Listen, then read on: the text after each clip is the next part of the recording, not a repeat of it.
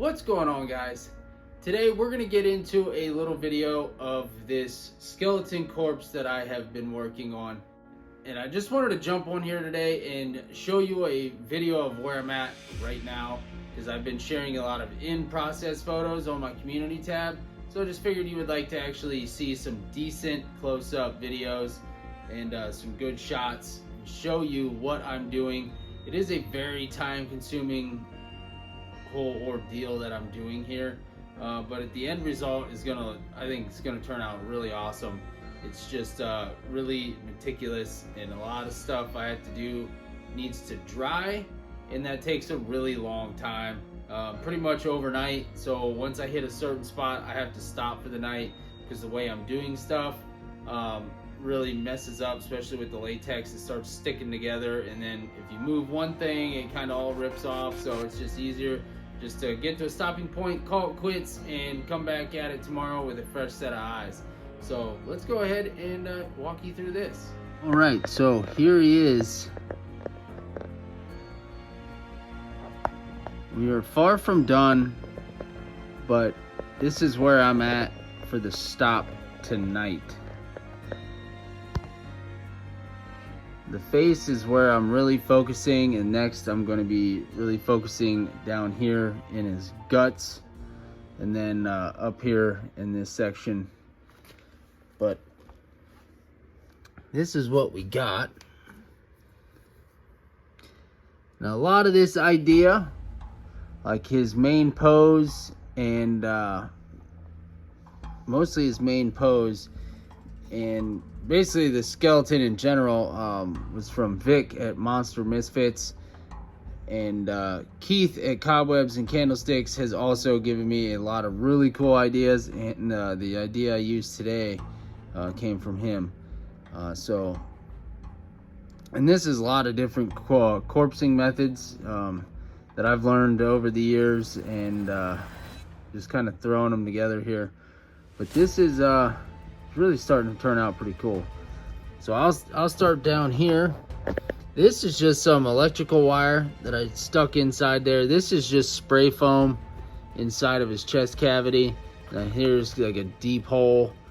Ripped out a big hunk of that, cut out a rib bone here, and then just kind of hollowed that out. But we got some yarn, not yarn, but we got some rope that I took and untwisted, and gotta fashion that up in there so it looks like this is coming out and going into there. You know, you don't know what's going on. Maybe you got hit by a chainsaw, who knows. We got a hunk of latex. I want this to look like it's just skin hanging off this, which is latex. Once it dries and everything, it does got a skin texture to it. And then I took some more strands of twine and rope, and I'm probably gonna latex back over this so it kind of has that like vein look to it. That's what I was going for there. Here's another big piece of rope, just all stuck, dipped it in latex and just kind of ran it down here. We got some skin going across here, another flap of skin here. The big flap of skin back here on the back. Now we got more skin here. So if you use paper towel and latex, it really starts to pull together. And here we got more, just the jute twine. And then up here on his shoulder, we got some more. So once this all gets painted, it's gonna look really cool and like nasty, gross skin. His face is where I have taken most of my time to. I've added like skin flaps and all kinds of stuff going on here. So I really like the vein, droopy, kind of crazy look. So I patched a hole back here. There was a hole, so I latexed over that, filled that up, added some kind of droopy skin flap back here, some more skin flap there, and then I just rolled up latex. That's what this is. And then obviously some more jute twine, more rolled up latex.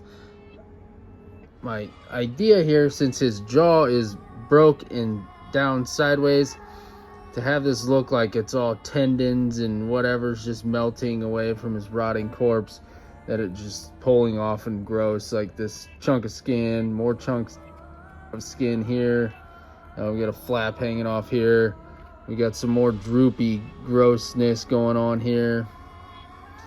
So we got a lot of different stuff going on. We got his fake eyeball in there. Once I'm all done, it's not gonna be bright white. I gotta paint some more and do some more stuff to that. We got his teeth all glued in finally, and we got everything latex there. The back of the head I still need to mess with, get him turned around. We got his hands all bent, some skin on that. See, I'm just chipping away. I'm mostly focusing on that face. This might be hard to do here. So I got a big chunk of skin here for his back strap all the way down. And you can really see it there, down onto some of his pelvis. You can see the rope hanging out. And this chin, we got skin flap, more skin flaps. You can see those nasty things. If you would do another layer of latex, it wouldn't be so flimsy and brittle. We got another flap of skin back here in the back of his neck. Trying to get another shot of that. And it's looking really, really cool. So once I do all that, I'll stain all this and it'll look gross. And then we're gonna add some blood and some other stuff. But just his whole overall look right now, just his stance and his pose there. We're gonna probably add some droopiness off his elbow, and yeah, this probably some stuff off his fingers. I need to finish out his head.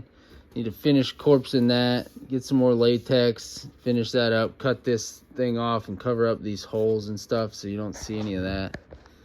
But man, is this thing looking cool. Like I said, it's just a slow, tedious process.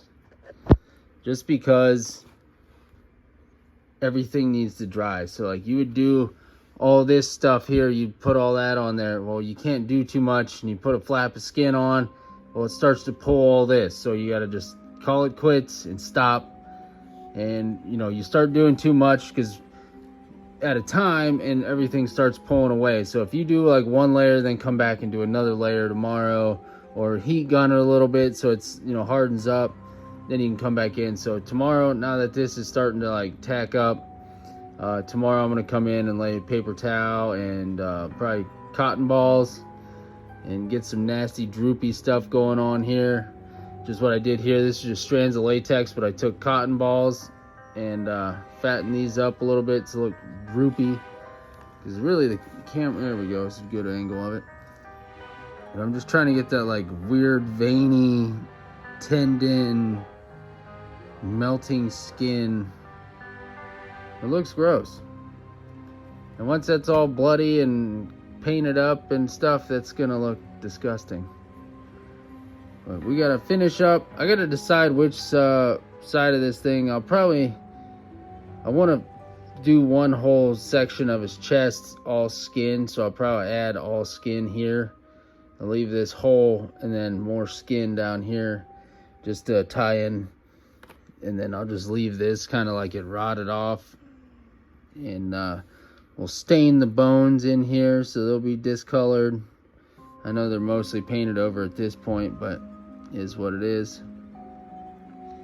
And then we'll stain the bone here, and then obviously his spine, but a lot of his skin's on there. I put some more skin, so we'll add a lot of blood, and then I'll probably put some yarn or twine in here too, kind of have some more dangly bits and some more grossness. I'll probably add some more stuff coming out of here so I can add colors, different colors.